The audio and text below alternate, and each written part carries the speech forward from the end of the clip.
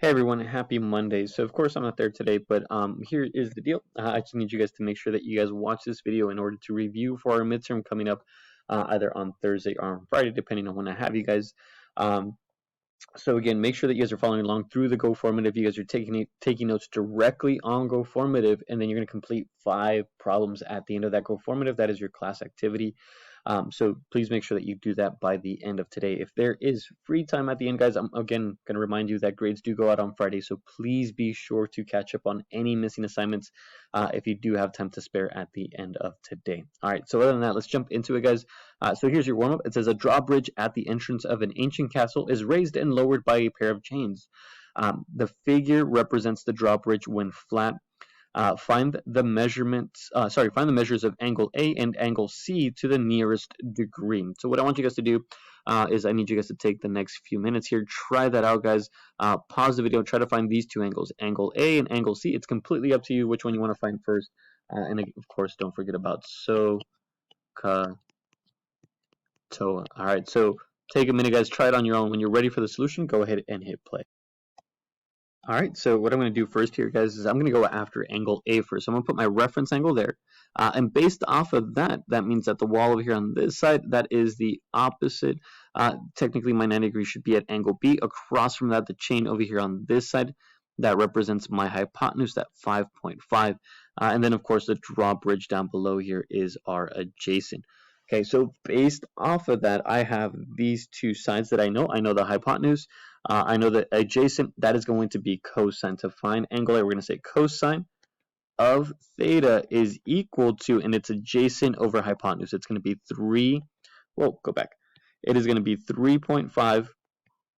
That is my adjacent over my hypotenuse, which is 5.5. Now, in order for me to find the angle, guys, I do have to use the inverse. We kick cosine over to the other side. So we bring this down. We bring down theta. Our angle that we're trying to find is cosine inverse. And then in parentheses, we have 3.5 divided by 5.5. Be careful not to accidentally confuse that with a 35 and a 55. I almost made that mistake just now. So theta is going to be equal to, if I can get my calculator out, where is my calculator? My calculator says we're going to do 3.5. I got to tilt it on its side. 3.5 divided by 5.5 equals, that gives me 0.636, and it repeats. And I'm going to hit second and then find that cosine inverse, and I get 50.47. If we round that to the nearest degree, guys, that is going to be 50 degrees. That's just going to go ahead and stay as 50 degrees. So that first angle, angle A that I was trying to find, that one right there measures 50 degrees. Angle A is 50 degrees. But we also want to find angle C. Well, I already know angle B over here is 90 degrees, so what do I have to do? Remember, there's 180 degrees inside of any triangle.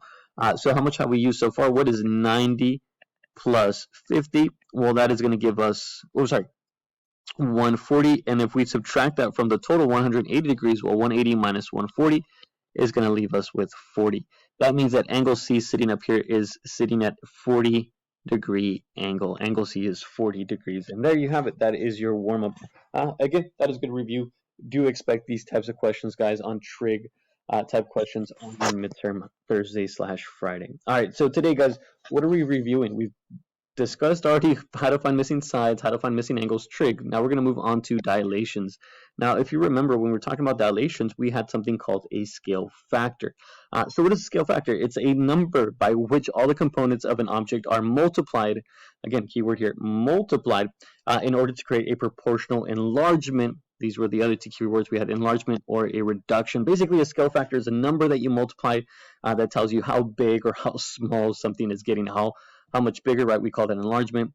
If it's getting smaller, we call that a reduction. And you can visually see it here. If we're going from the left one to the right one, that is an enlargement. It got bigger. In our scale factor, there's 2. Everything's growing twice its size. 3 times 2 is 6. 5 times 2 is 10. 6 times 2 is 12.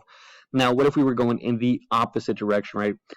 Let's say this one was our pre-image. If we're going from this pre-image to our image over here, it's getting significantly smaller. It's a reduction. Everything's getting reduced by the scale factor here, 1/2. If we multiply 10 by 1/2, that gives us 5. 6 times 1/2, that gives us 3. 12 times 1/2, that gives us 6.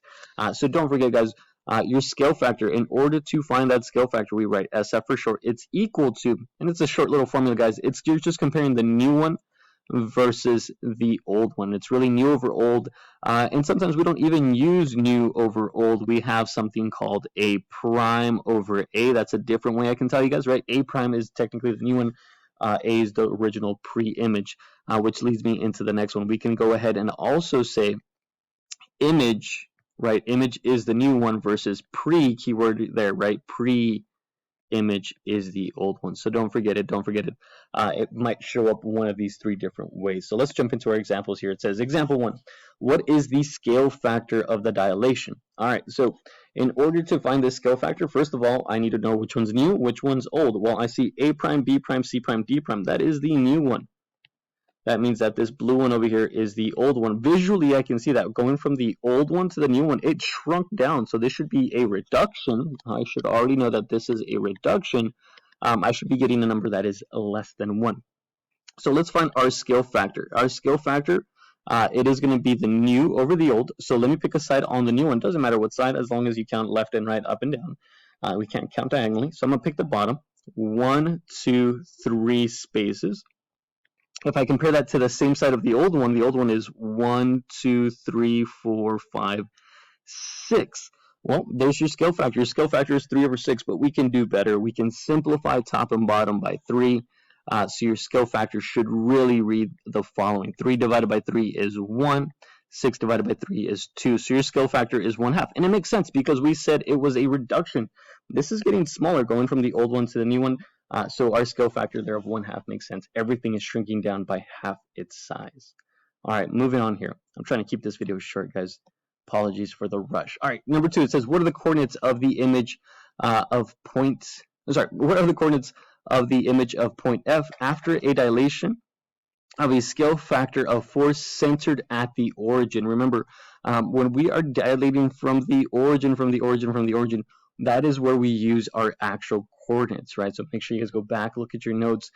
So if I'm looking at point F, what are the coordinates of point F? Well, originally, where was F at? F right now is sitting at 2, comma, -2. So let's go ahead and put F over here. F is sitting at 2, comma, -2. Whoa, that's a weird looking 2. But if we now go through and we actually apply our scale factor, remember when we're dilating from the origin, we do use the coordinates. So if I dilate using a scale factor of 4, I'm basically going to multiply both of these things by 4. So what does F turn into? Well, it turns into F prime. And what are those new coordinates? Well, 2 times 4 is 8. -2 times 4 is -8. This would be the answer that we want there. What are the new coordinates of point F after the dilation? Those are the new coordinates. It would be sitting somewhere out here at 8, all the way down here at -8. This would be your new F prime. And again, it's not asking us to actually dilate the figure.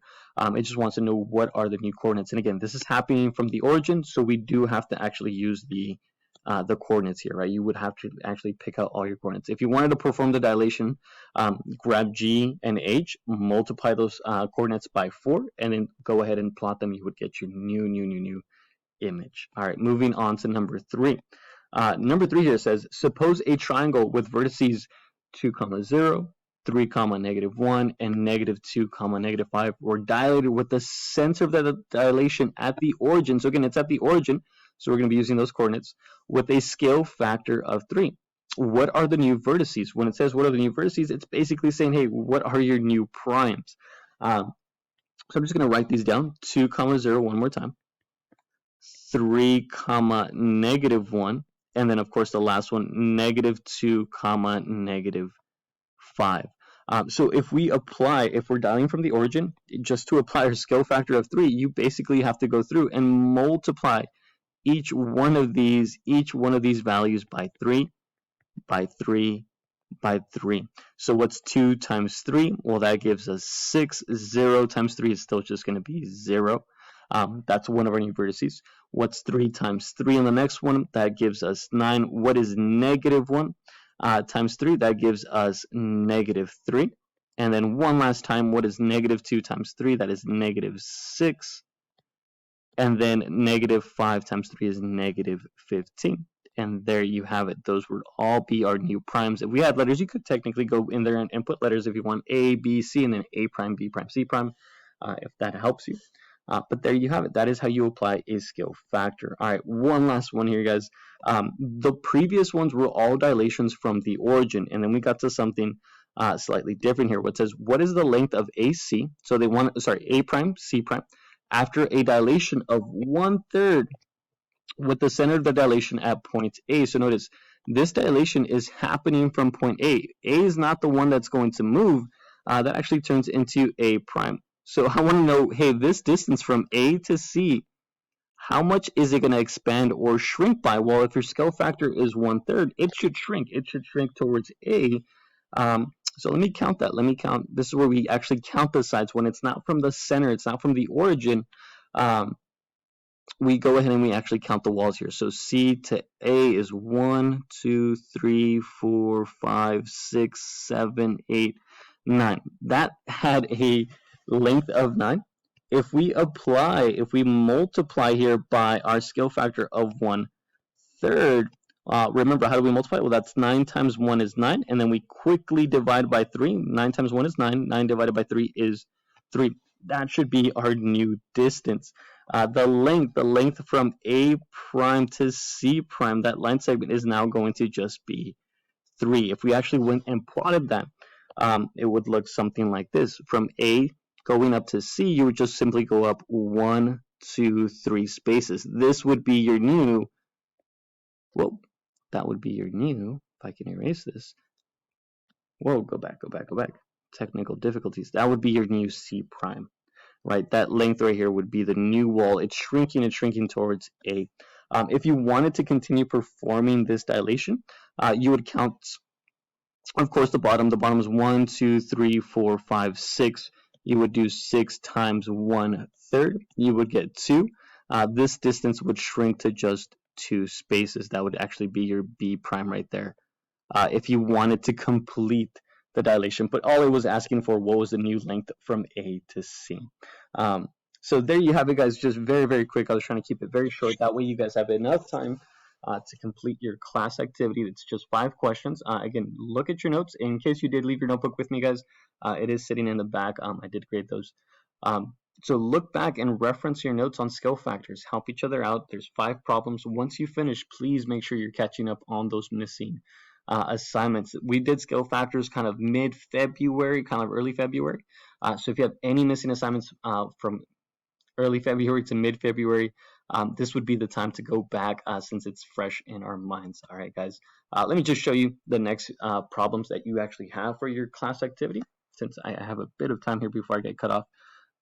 It says, number 1, what is the scale factor of that dilation? So for number 1, make sure you know which one is the new, which one's the old, and then don't forget your scale factor. All right, pick a side and compare that new side to the old one. Make sure that you simplify that fraction, or whatever you end up getting there, right? Make sure you simplify. If it divides nicely, divide it. If it doesn't, simplify that fraction. Number 2, what is the scale factor of the dilation? Same thing. Here you just have 2 line segments. So make sure you know which one's the new one, and make sure you know which one's the old one. And again, you're trying to find that scale factor, right? Compare the new over the old. You really can't, you can't go wrong with this one, right? There's only one side that you can really measure, right? It's only a line segment. Number 3, a triangle has vertices 0, 2, 2, -1, and -2, -2. It is dilated with the center of the dilation at the origin. So you're going to be using those coordinates, and you're going to be applying the scale factor of 2, your scale factor of 2. It's asking what are the vertices after that dilation. So you're going to go ahead and give me all the new ones after you apply that scale factor. This one here, what is the new length of A prime, B prime? So again, this length right here, you're going to tell me what is the new length after you dilate it from the center here. From A is also going to be A prime, and your scale factor is 1/3. So look at the example we did. It's very, very similar to this. And again, I'm just asking for that new length from A prime to B prime. You don't necessarily have to perform the entire dilation. All right, last one here. This one you actually do have to perform that dilation, guys. From point A. A is going to be A prime. So again, I should see this gets stretched out by a skill factor of 3. All right, guys, I think that's the end of the video. Take care. Have a great day.